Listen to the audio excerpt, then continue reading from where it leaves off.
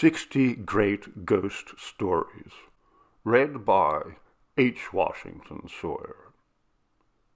Tonight's story, The Other Woman, by Alice Hoffman.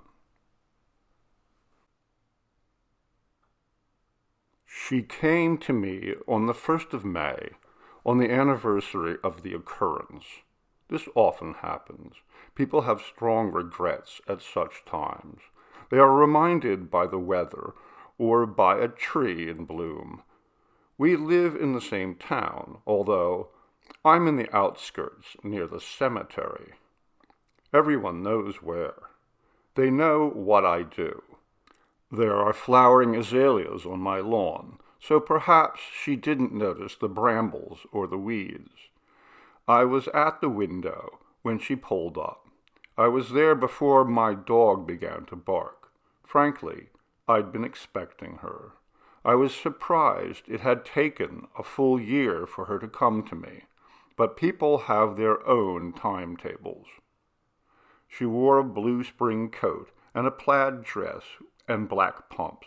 Her hair was dark and plain, and I could tell she had been crying even though she was wearing sunglasses.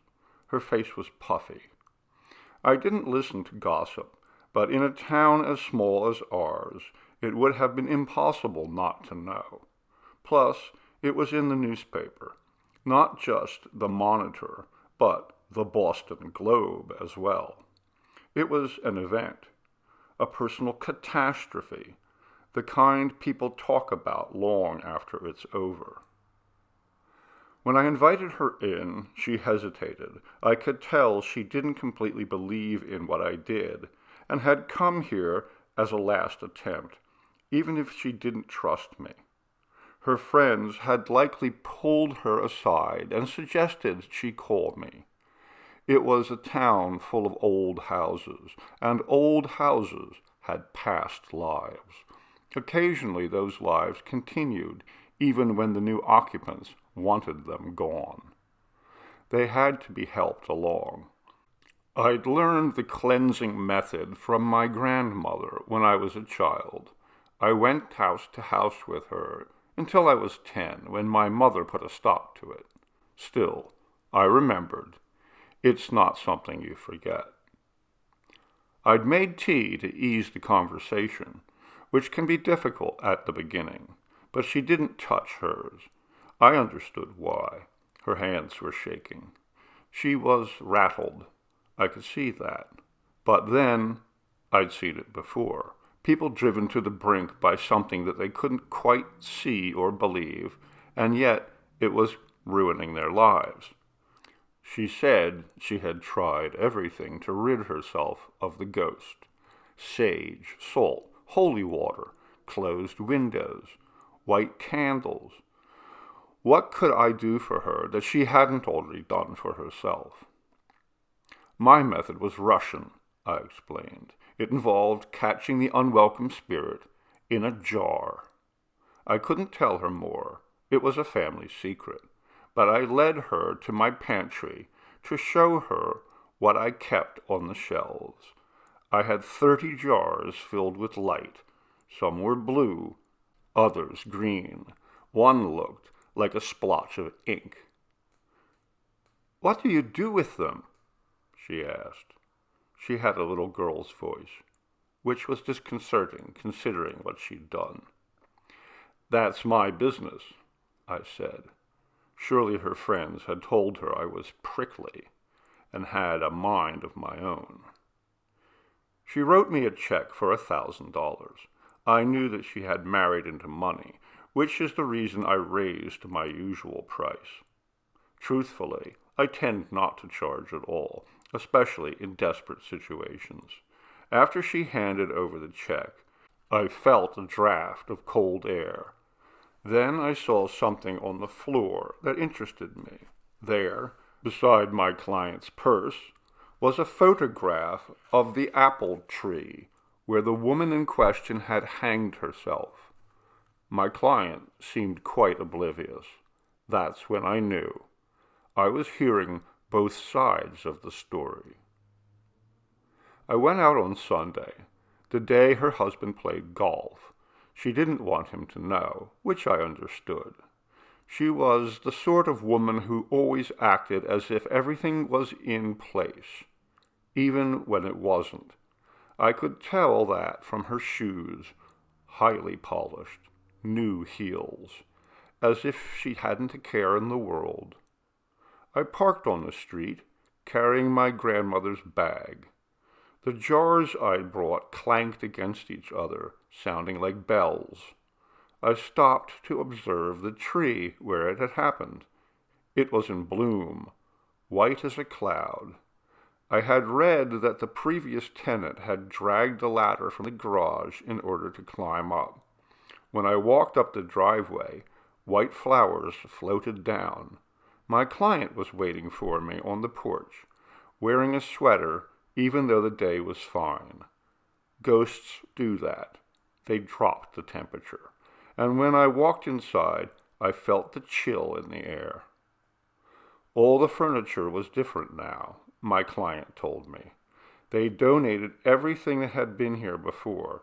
They'd even changed the yard, pulling up the old brick patio and replacing it with stone. I said I had to walk through the house on my own to see what the rooms revealed. She nodded and said, of course, but she looked nervous. She blurted out that she hadn't wanted to live here, but her husband had said it wouldn't be cost-effective to move. No one wanted to buy a house where someone had hung herself. Now they were stuck. When I set my bag down, I noticed that the knives were set out in a row on the countertop. "She did that this morning," my client said. "She does it every day." I started with the living room. It had been painted red, which some people believe is a cure for a haunting, though I've never found it to be true. I noticed a book open on the coffee table, a book of poems written by Ralph Waldo Emerson, who had lived less than a mile away. "Give all to love, obey your heart." My client had been the previous occupant's friend. After her husband walked out, my client had spent night after night comforting her dear friend before the truth came out. It was a love letter that gave it away, kept in his drawer. Some people don't understand the power of the written word. It surfaces when you least expect it to. As I crossed the room, I saw marks on the curtains, like the claw marks of a cat, though none was in residence. I could see the tree from this window, right in the middle of the lawn. I took the stairs.